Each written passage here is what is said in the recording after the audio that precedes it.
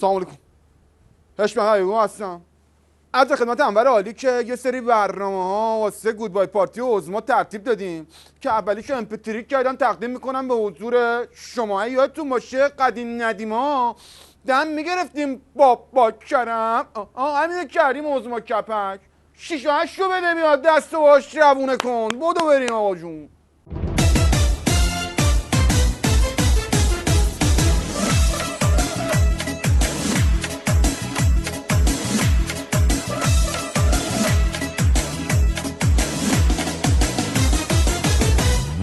عظما کپک بسو کمک وای خوردی ترک تو مکتر دوز و کلک شاگرد توی اوستا امام اون گور به گور این نفته شد تو هم میری دام دام درم رام.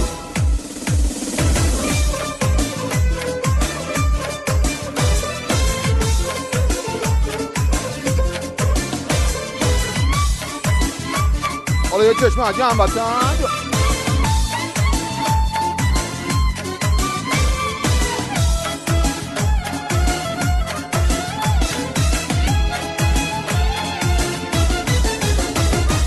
الهی سرگردون بشی آتیش رو خریون بشی وقت مثل گل ها میشم تو کوت اون گلدون میشی. میخوام بیام تو بیتتون یه سیلی مهمونت کنم من موتیزی دونت کنم من حسابی دارونت کنم من.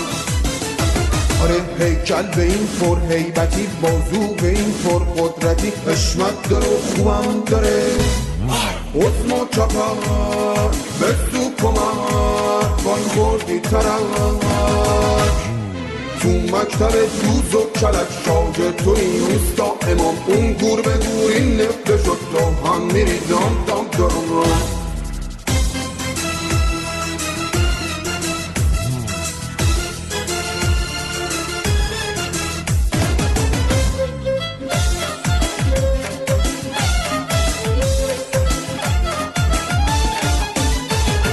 پرونده های این مله ها رو این پاسدار ها و بسیجی ها رو اسمر به دست حشمت حیامو.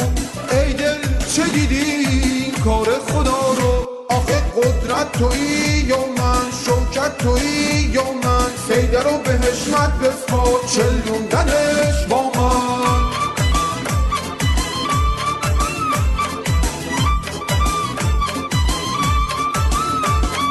قدرت تویی یا من شوکت تویی یا من سیده رو به حشمت بسپار چلوندنش با من.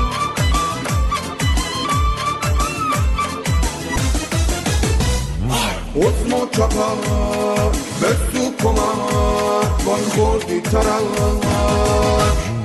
تو مکتر دوز و کلک شاگرد توی اوستا امام اون گور به گور این نفته شد تو هم میری دام دام